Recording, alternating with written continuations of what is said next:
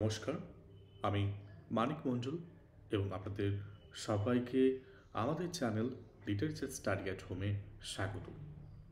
আজকে আমরা এক বিশেষ টপিক নিয়ে আলোচনা শুরু করতে চলেছি। হ্যাঁ, আমাদের এই ইংরেজি সাহিত্যের এই চ্যানেলটিতে আমরা আজ থেকে শুরু করব বেসিক থেকে অ্যাডভান্স লেভেলের ইংরেজি গ্রামারের ক্লাস।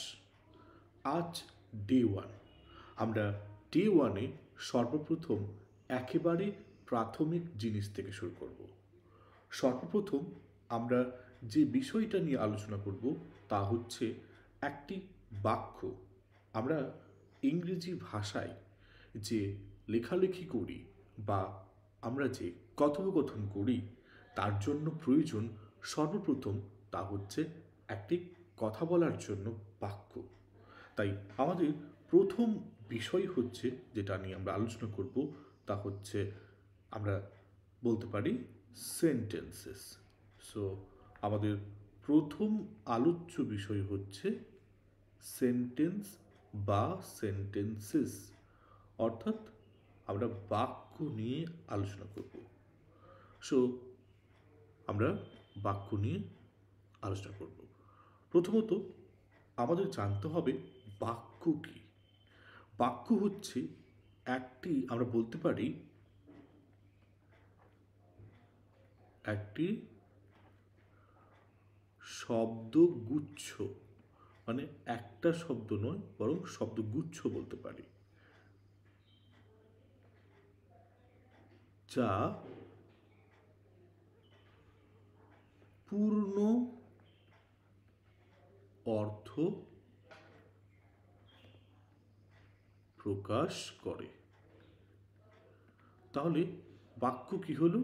বাক্য হলো একটি শব্দগুচ্ছ, মানে শব্দের সমাহার, একটা শব্দ নয় কয়েকটা শব্দ নিয়ে, এবং যা পূর্ণ অর্থ মানে একটা কমপ্লিট সেন্স রাখবে। উদাহরণ দিয়ে বলি, walk on the road. Walk on the road মানে রাস্তায় হাঁটা। এখানে আমি কয়েকটা শব্দ ব্যবহার করেছি, কিন্তু এই শব্দ ব্যবহার করে আমি যে বাংলাটা পেলাম রাস্তায় হাঁটা, বাক্যটি কিন্তু অর্থ প্রকাশ করছে, কিন্তু এই পূর্ণ অর্থ প্রকাশ করছে না। এইটাকে যখন আমি বলবো যে Ram walks on the road, অর্থাৎ রাম রাস্তায় হাঁটে। তাহলে এবারে বাক্যটি দেখুন একটা পূর্ণ অর্থ প্রকাশ করছে। তাহলে সেন্টেন্সেস বা বাক্য কাকে বলে?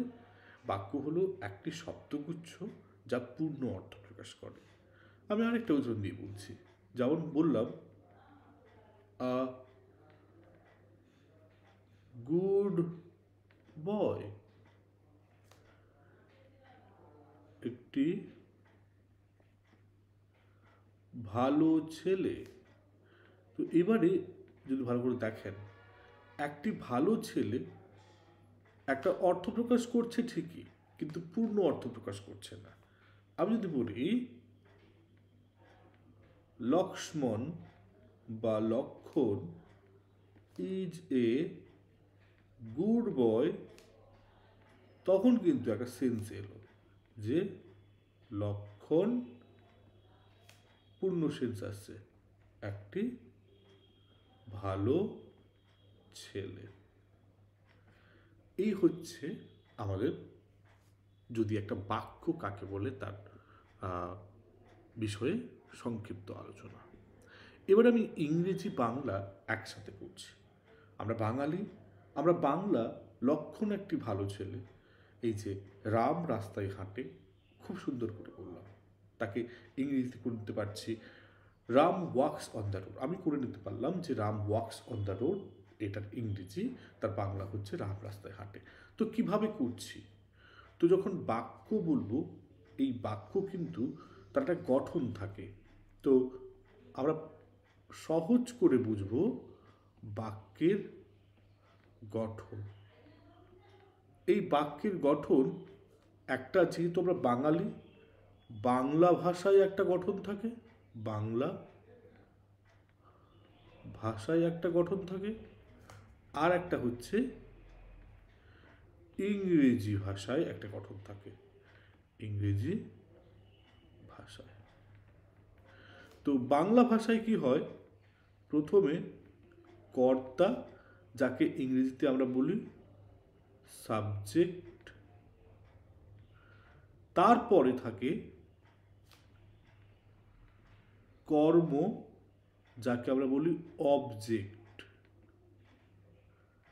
আর শেষে থাকে ক্রিয়া বা যাকে আমরা ভার্ব বলি। এই বাংলা ভাষায় কর্তা, কর্ম, ক্রিয়া।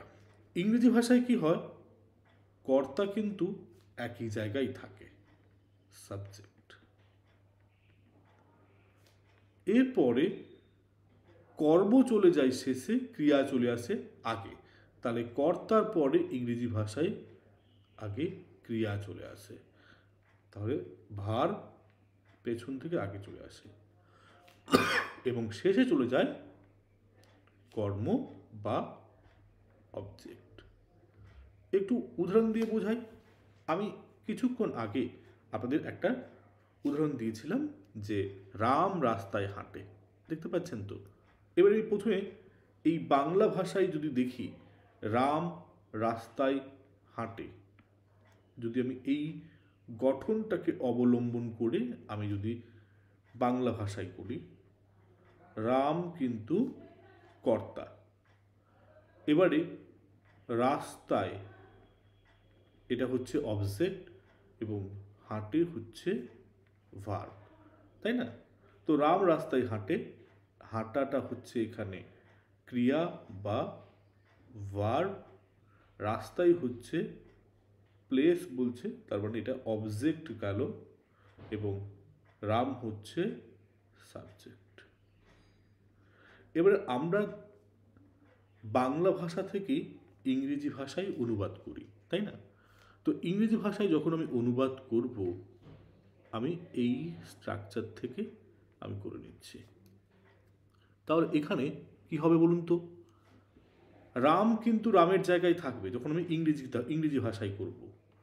আমি কিন্তু দেখুন কর্তা কিন্তু একই জায়গায় অবিচল আছে, অবিচল আছে। তাহলে আমার প্রথমে রাম হবে। এবারে এখানে ছিল কর্ম কিন্তু এসেছে এখানে ক্রিয়া, তাহলে ভার্বটা এই যে অংশটা চলে আসবে এই অংশে। হাঁটা ইংরেজি হচ্ছে ওয়াক, যেহেতু রাম থার্ড পারসন সিঙ্গুলার তাই প্রেজেন্ট ইনডিফিনিট টেন্স এটা এস জুড়বে, রাম ওয়াক্স। এবারে রাস্তায় ছিল অবজেক্ট, সেটা শেষে যাবে অন দ্য রোড। তাহলে কত সহজে আমরা একটা ট্রান্সলেট করতে পারলাম। তো এই ট্রান্সলেটের প্রথম ধাপ হচ্ছে আপনাকে কিন্তু এই গঠন অনুযায়ী কাজ করতে হবে। আশা করি বুঝতে পেরেছো তোমরা। অর্থাৎ বাংলা ভাষায় কর্তা কর্ম ক্রিয়া যে স্ট্রাকচারটা থাকে, রাম রাস্তায় হাঁটে, যেমন রাম হচ্ছে কর্তা, কর্ম হচ্ছে রাস্তায়, হাঁটে হচ্ছে ক্রিয়া, সেটা যখন ইংরেজি ভাষায় অনুবাদ করব প্রথম কাজ হচ্ছে সেই গঠনটাকে সঠিক করা। প্রথমে কর্তা থাকবে কিন্তু বাংলা ভাষার মতো কর্ম সেকেন্ড না থেকে কর্ম যাবে শেষে, ক্রিয়া হবে আগে। তাই ওয়াক অন দ্য রোড, তিনটা পার্ট হলো। এবারে আমাদের এই যে কেন এস যোগ হলো, ওয়াক্স কেন হলো, অন দ্য রোড কেন হলো, ইন দ্য রোড কেন হলো না, এইসব জিনিস কিন্তু আমরা ধাপে ধাপে গ্রামারে শিখব। তবে তার আগে আরও কয়েকটা উদাহরণ দিয়ে আপনাদের কাছ থেকে বা তোমাদের কাছ থেকে আমি তোমাদের সবাইকে সম্বোধন করে বলছি। ওকে, তো আমরা আর কয়েকটা উদাহরণের মাধ্যমে দেখার চেষ্টা করি যে বাংলা ভাষায় কেমন গঠন থাকে আর ইংরেজিতে করি। যেমন ধরুন,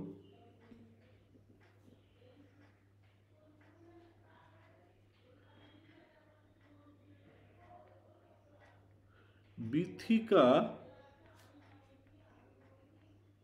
মাংস রান্না করে, এইটা আমার বাংলা বাক্য।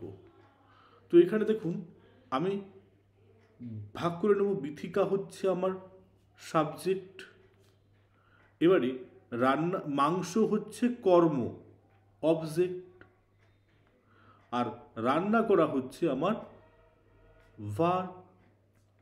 এবারে এটা তো বাংলাই ছিল, ইংরেজিতে আমি করব। ইংরেজিতে করলে আমার কিন্তু সঙ্গে সঙ্গে বিথিকা বিথিকার জায়গায় থাকবে, কারণ সাবজেক্ট পরিবর্তন হবে না, বিথিকা। ওকে, এবারে অবজেক্ট আগে হবে নাকি ভার্ব আগে হবে? অবভিয়াসলি ভার্ব আগে। তা রান্না করা ইংরেজি কি? কুকস। কি রান্না করছে? মাংস রান্না করছে, তাহলে বিথিকা কুকস চিকেন। ঠিক আছে, খুব সহজে হচ্ছে তো। তাহলে ট্রান্সলেট করা বা ইংরেজিতে করা আমার কিন্তু আহামরি কোনো বিশেষ কোনো নিয়ম নেই। আমি বাংলা ভাষায় যেমন কথা বলছি সেখান থেকে ইংরেজিতে করতে পারি। আরেকটা উদাহরণ দিই,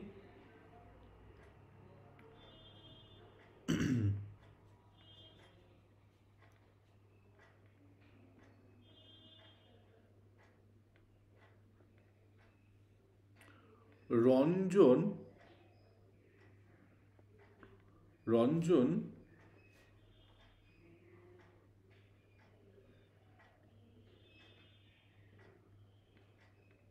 ক্রিকেট খেলে।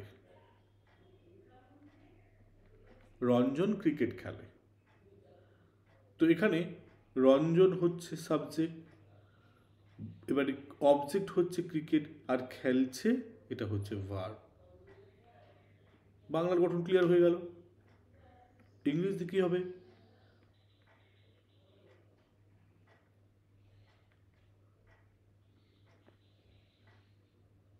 রঞ্জন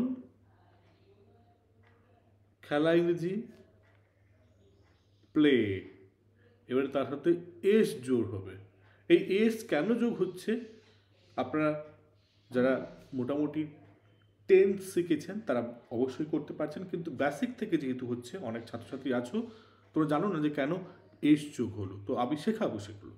রঞ্জন প্লেজ, এবারে কি খেলে? ক্রিকেট। Ranjan plays cricket. আমরা কিভাবে বড় বড় সেন্টেন্স থেকে ট্রান্সলেট করি দেখুন। তো এখানে রঞ্জন ক্রিকেট খেলেছিল, এখানে বাক্যটা যদি আমি এরকম দিতাম,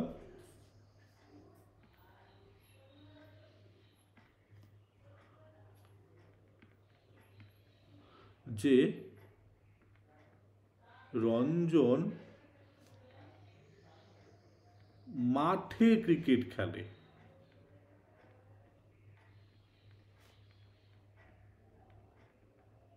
তাহলে এইবার এটা যখন আমি ট্রান্সলেট করব একই রকম ভাবে, Ranjan plays cricket in the field or playground. তো এই যে এত বড় বাক্য হলো, ওই ছোট থেকেই হয়েছে দেখুন, Ranjan plays cricket in the field. আমি যদি আরো বাক্য করি, বড় করি,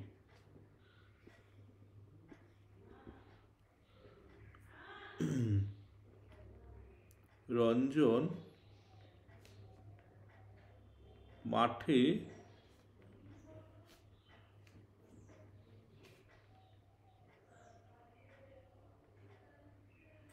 দু ঘন্টা ধরে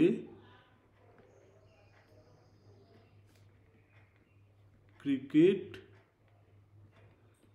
খেলে। তো এখানে দেখুন সেই ছোট্ট বাক্য থেকে আমরা বড় করছি, এখান থেকে এটা এলো, আবার এখান থেকে এটা এলো। তো এবারে যদি বাক্যটাকে আবার ট্রান্সলেট করি একই রকমভাবে, রঞ্জন এবারে প্লেজ হবে না, যেহেতু 2 ঘন্টা ধরে বলেছে তাহলে এটা প্রেজেন্ট পারফেক্ট কন্টিনিউয়াস টেন্স। তাহলে রঞ্জন হ্যাজ বিন কি করছে, ক্রিকেট খেলে, প্লেয়িং ক্রিকেট ফর 2 hours। তাহলে একটা জিনিস তো ক্লিয়ার হলো যে বাংলা থেকে ইংরেজি করা আমরা কিন্তু বেশি করে মাথায় টেনশন করে নিই, এই বাবা ইংরেজি করতে হবে, কিন্তু এই বাংলা থেকে ইংরেজি করা একদম সহজ। আশা করি সেন্টেন্স এর প্রাথমিক অংশ ক্লিয়ার হলো। এবারে পরবর্তী অংশে আসব, তা হচ্ছে সেন্টেন্স। আমরা সেন্টেন্সেস পড়েছি, তাহলে সেন্টেন্সের মানে এখানে বলা হচ্ছে বাক্য তাহলে বিভিন্ন রকম হতে পারে। আমরা তাই এবারে আসব সেন্টেন্সের প্রকারভেদ, অর্থাৎ সেন্টেন্স শেষ এগুলো বলতে আমরা কি বুঝি, মানে কত রকমের বাক্য রয়েছে। তো সর্বপ্রথম যে বাক্য আমরা পেয়ে থাকি নাম্বার 1, তাকে আমরা বলে থাকি, কোথায় লিখি, এখানেই লিখি, নাম্বার 1 হচ্ছে assertive or declarative sentence। assertive or declarative sentence এই বাক্যের মানেটা কি, অর্থাৎ বিবৃতি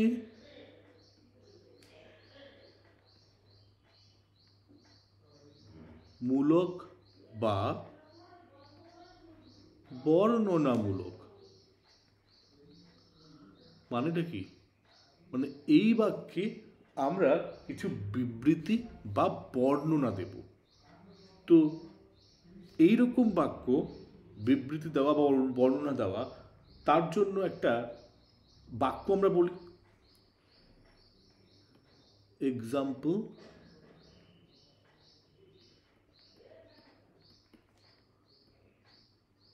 গাড়িটি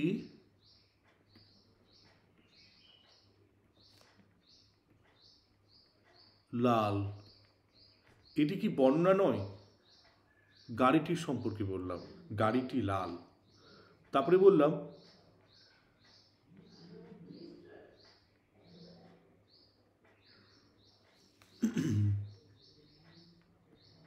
সুনন্দা অষ্টম শ্রেণীতে পড়ে।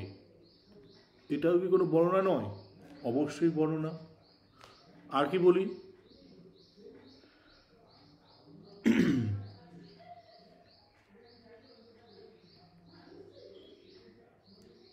আমি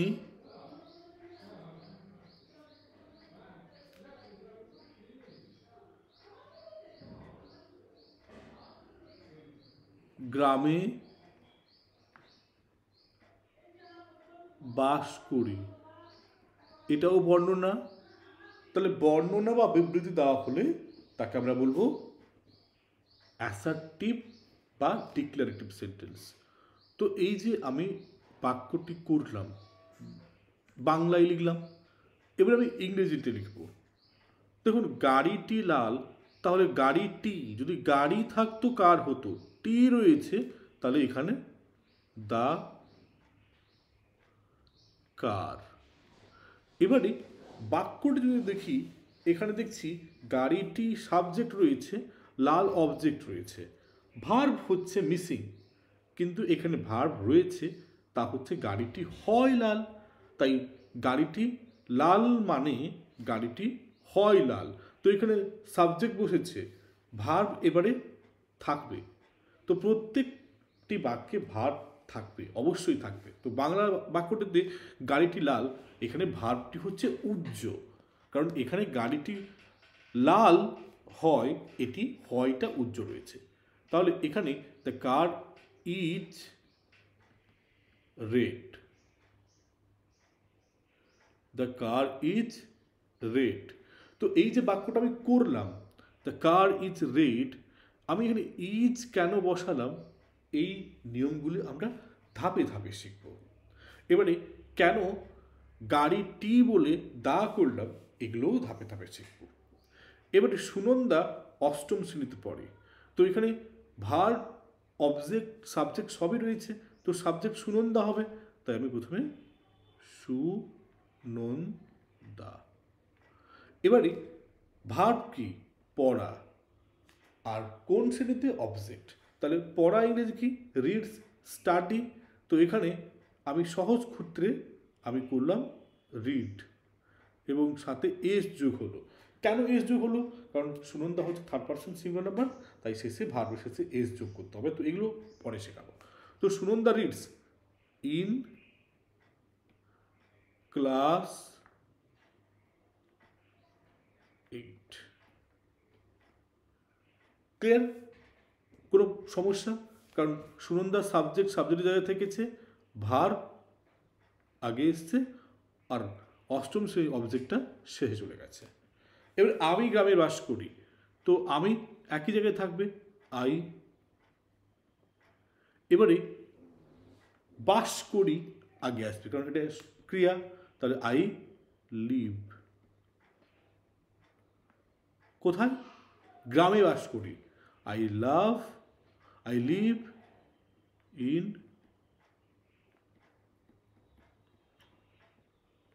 village, I love in village.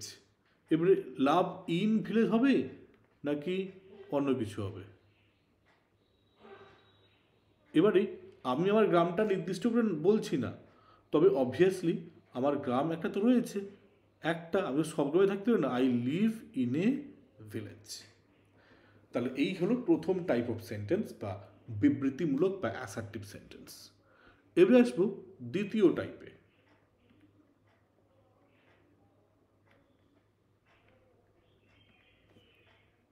যেটা হচ্ছে সেকেন্ড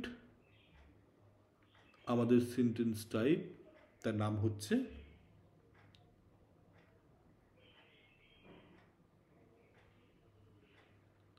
ইন্টেরোগেটিভ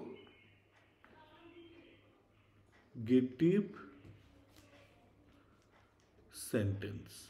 মানে কি? ইন্টারোগেটিভ সেন্টেন্স কথার অর্থ হচ্ছে প্রশ্নবোধক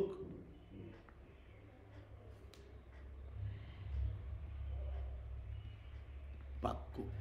মানে এখানে আমরা প্রশ্ন করব, তো প্রশ্ন করতে গেলে এখানে কিন্তু একটা নর্মাল ট্রান্সলেশনে যেমন হয় তার থেকে একটু আলাদা। তো সেই একটু কি আলাদা আমরা দেখাচ্ছি। তাই আগে উদাহরণ করি।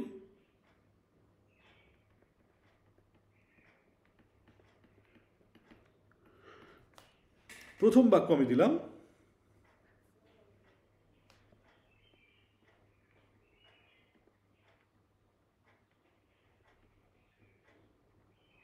আপনি কি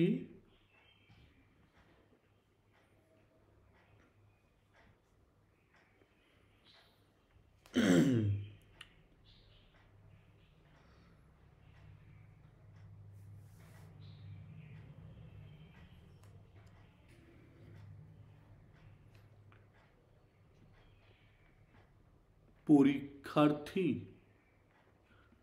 আপনি কি পরীক্ষার্থী, এবং শেষে একটা প্রশ্ন চিহ্ন থাকবে।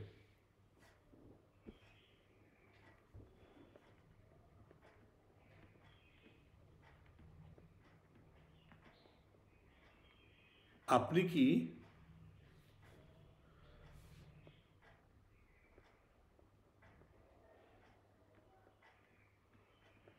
হাসপাতাল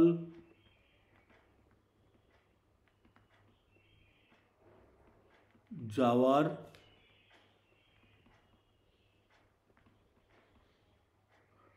রাস্তা জানেন?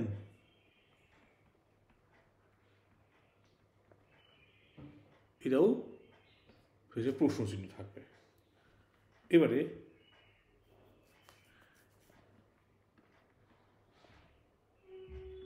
এটা কি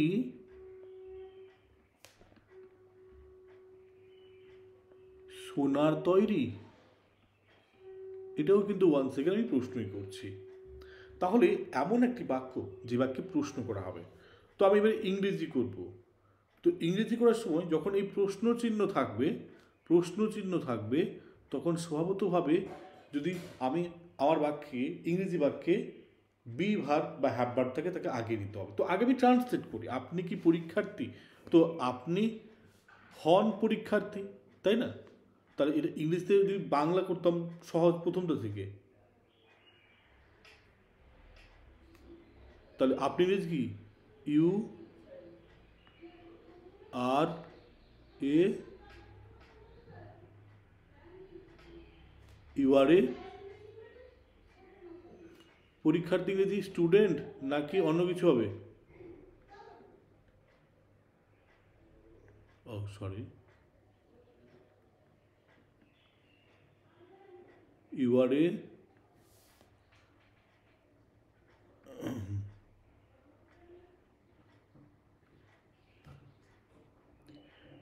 ইউ আর অ্যান, তাহলে আমি বলবো এখানে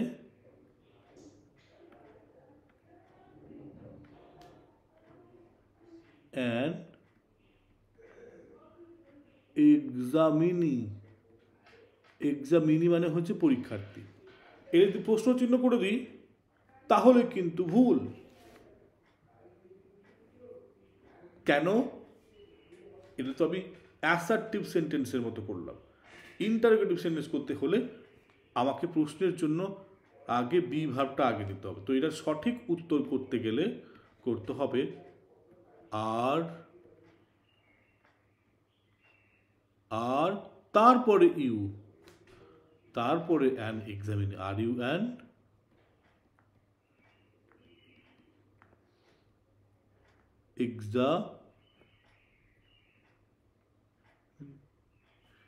আর ইউ অ্যান এক্সামিনি, এবারে প্রশ্ন চিহ্ন, এবং এটা সঠিক কারণ আমি আগে বিভাবটাকে নিয়ে গেছি।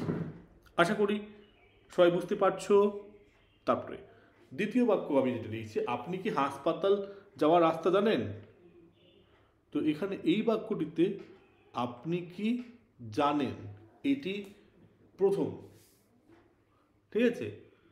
তারপরে কোথায় ওটা পরবর্তী জিনিস। তারপরে এখানে আপনি জানেন, তো ইউ নো দ্য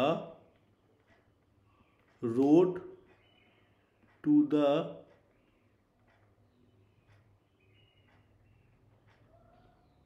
হসপিটাল। এবার প্রশ্ন যদি করে দিই এটা কিন্তু ভুল, কারণ you know the road to the hospital, আপনি রাস্তায় হাসপাতাল যাওয়ার রাস্তা জানেন। এখানে আমি ইংরেজিতে বললাম যদি নর্মাল বাক্য থাকে। কিন্তু প্রশ্ন করতে হয় তো এখানে নো আছে, এখানে কোনো বি ভার্ব নেই, তার জন্য প্রথমে আমাকে আনাতে হবে একটা ডু ভার্ব। তাই এখানে হবে ডু ইউ নো, আপনি কি জানেন the road to the hospital. এবারে প্রশ্ন দিতে পারি আমি। এবারে প্রশ্ন কেন দেবো?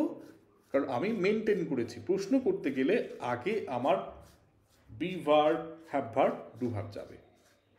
এবারে পরে দিয়েছে এটা কি সোনার তৈরি? তো এগেন আমি প্রথমে কি করব, আমি প্রথমে নর্মালি বাংলা থেকে ইংরেজি যেমন করতাম এটা, তাহলে ইট ইজ, সোনার তৈরি ইংরেজি হচ্ছে it is made of gold.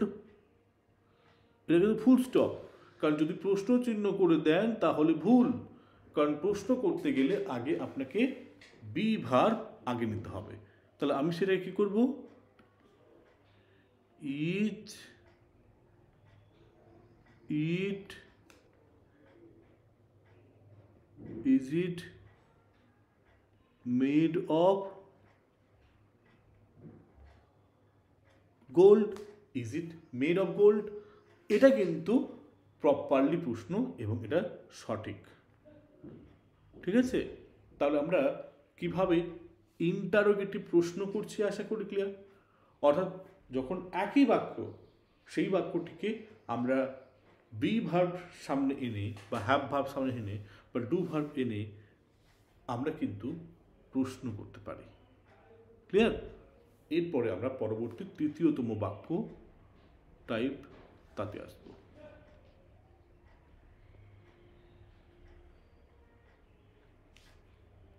আমাদের থার্ড টাইপ অফ সেন্টেন্স হচ্ছে ইম্পারেটিভ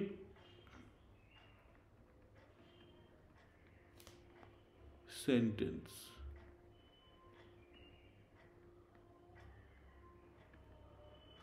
ইম্পারেটিভ সেন্টেন্স, এইটার আবার বাংলা কি?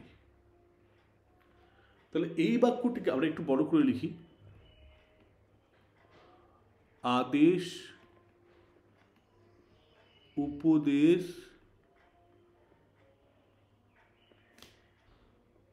অনুরোধ,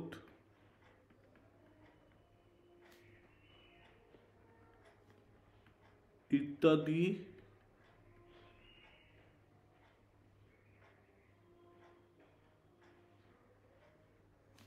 ইত্যাদি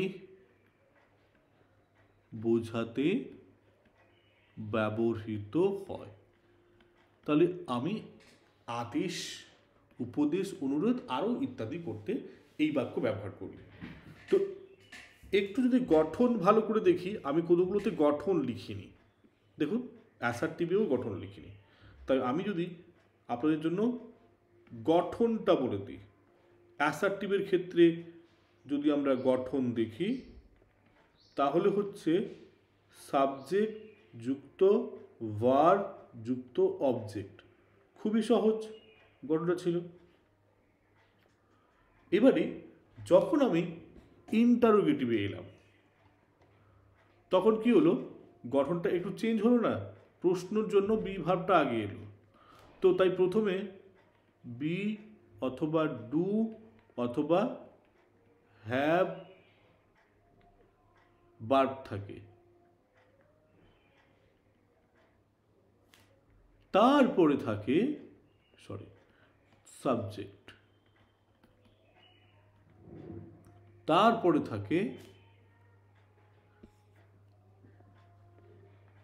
অবজেক্ট, তাই তো না? যদি বি ভার্ব ডু ভার্ব শুধু থাকে তাহলে এখানে চলে গেল, তাহলে এখানে কিন্তু অবজেক্ট আগে আসবে। যদি বি ভার্ব বাদেও মেন ভার্ব থাকে তাহলে মেন ভার্বটা কিন্তু এই অংশে আনতে হবে, তাহলে এই অংশে আনতে হবে।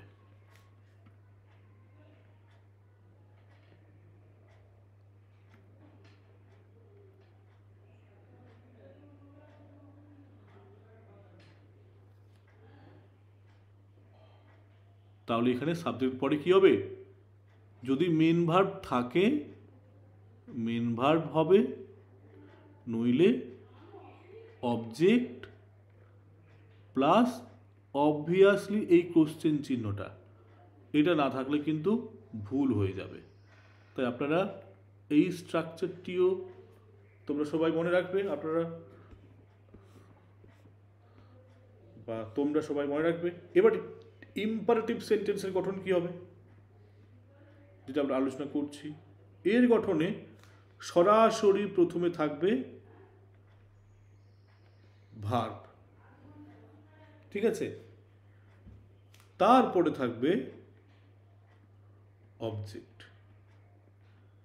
এখানে কিন্তু কোনো সাবজেক্ট থাকে না। তো একটু উদাহরণ দিয়ে বুঝিয়ে চেষ্টা করি।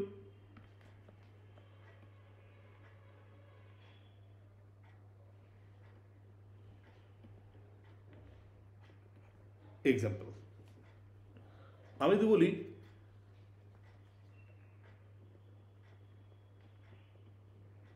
দরজাটা বন্ধ করো, দরজাটা বন্ধ করো। ওকে,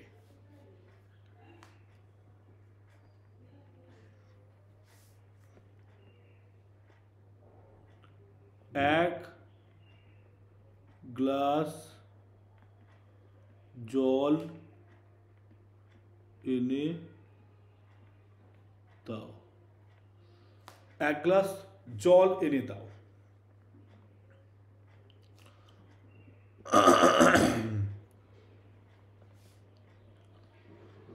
আমার কাছে এসো, আমার কাছে এসো। তো এবারে আমাকে তো ইংরেজি করতে হবে, তো আমরা ইংরেজি করার সময় কী করতাম, সাবজেক্ট আগে, তারপরে ভার্ব, তারপরে object.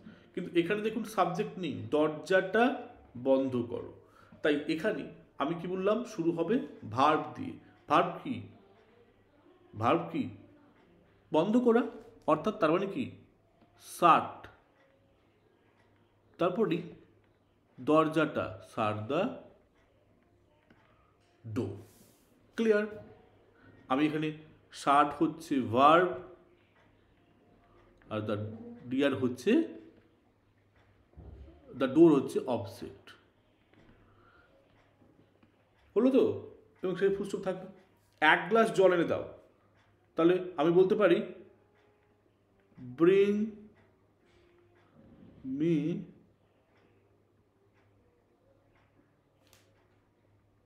A glass of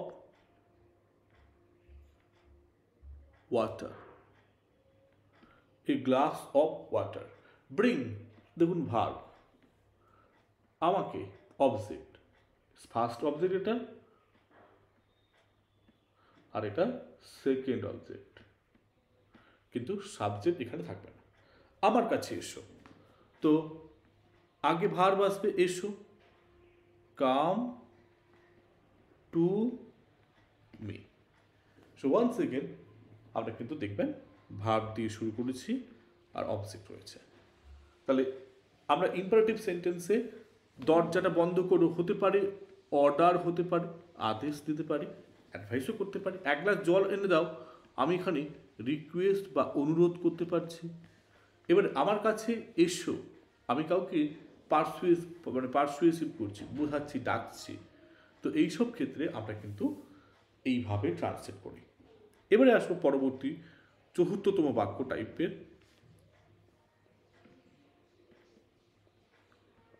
fourth যেটা হচ্ছে তার নাম হচ্ছে অপটেটিভ সেন্টেন্স।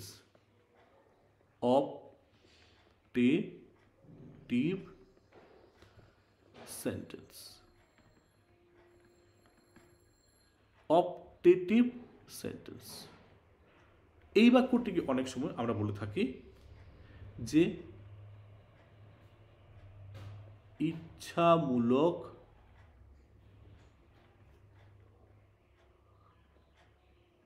বাক্য। ঠিক আছে, মানে এই বাক্যে আমরা ইচ্ছা বা উইশ করি, উইশ টাইপ সেন্টেন্স। আমরা কাউকে ইচ্ছা প্রকাশ করি, কাউকে ভালো কিছু আমরা তার জন্য উইশ করি, অর্থাৎ এখানে ইচ্ছা প্রকাশ করছি।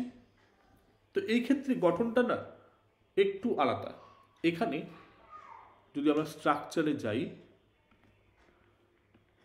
গঠন, সর্বপ্রথম একটা শব্দ আসে, তা হচ্ছে মেয়ে। ওকে, তারপরে সাবজেক্ট, তারপরে ভার্ব, তারপরে অবজেক্ট থাকে। ক্লিয়ার? এবং শেষে অবভিয়াসলি ফুল স্টপ থাকে। তো এটা গেল অপটেটিভের গঠন। আমি একটু বাংলায় আসি, বাংলায় আপনাদেরকে উদাহরণ দিই। এক্সাম্পল, একটা উদাহরণ হচ্ছে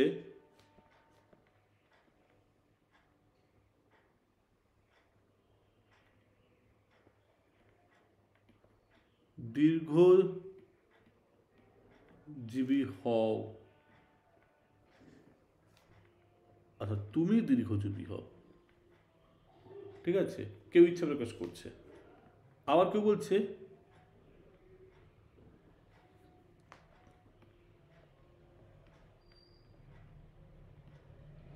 বেতনটা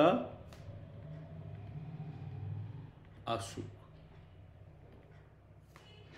ইচ্ছা প্রকাশ করছি।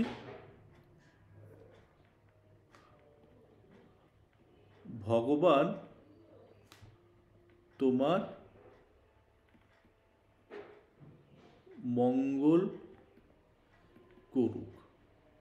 তো এইসব বাক্যে প্রথমে আমি কি বলেছি, সবার প্রথমে কিন্তু আসবে মে।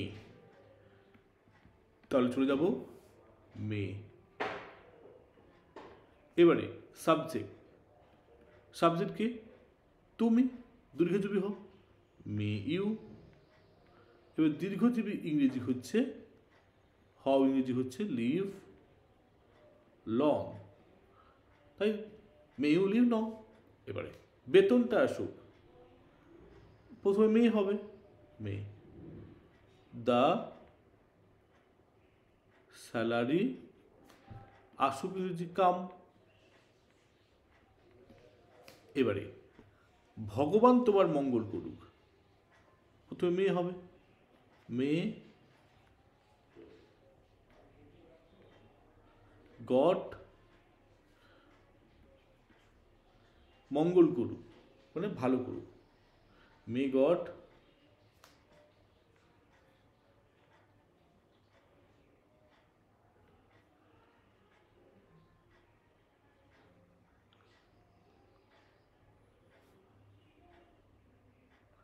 মঙ্গল করুক ইংরেজি কি বলতে পারি,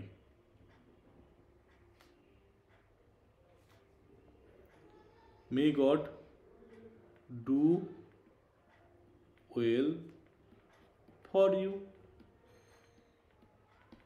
এখানে সাবজেক্ট করলাম, ভার্ব করলাম, অবজেক্টও করলাম। তাহলে এটা গেল চতুর্থতম বাক্য, চতুর্থ টাইপ বাক্য। এবারে শেষতম টাইপের বাক্য আলোচনা করব আজকে, দিলে প্রথম দিন ক্লাস শেষ করব।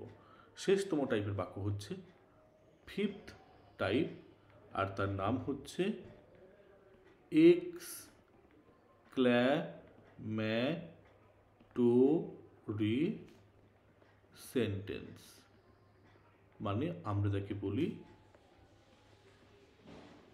বিস্ময় সূচক বাক্য। তো এই বাক্যে আমরা আবেগ প্রকাশ করব, ইমোশন প্রকাশ করব। তো এই সমস্ত বাক্যগুলি কেমনভাবে হয়ে থাকে, আমি প্রথমে গঠনটা বলে দিই। গঠন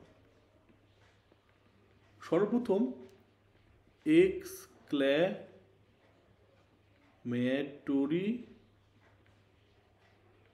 ওয়ার্ড প্লাস একটা বিস্ময়সূচক চিহ্ন থাকে, তারপরে সাবজেক্ট, তারপরে ভার্ব, তারপরে অবজেক্ট, যেরকম ন্যাচারালি হয়। তাহলে এই গঠনটাও একটু ভিন্ন ধর্মীয়। আমরা এই গঠন অনুযায়ী একটা উদাহরণ আলোচনা করছি। এক্সাম্পল,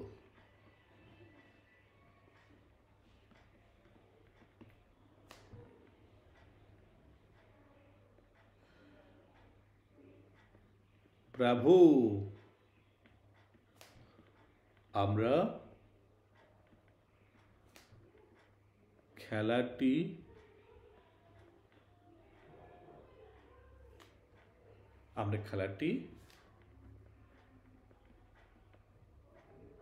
জিতেছি। ব্রাভো, আমরা খেলাটি জিতেছি, একটা বাক্য। দ্বিতীয় বাক্য বললাম ছি,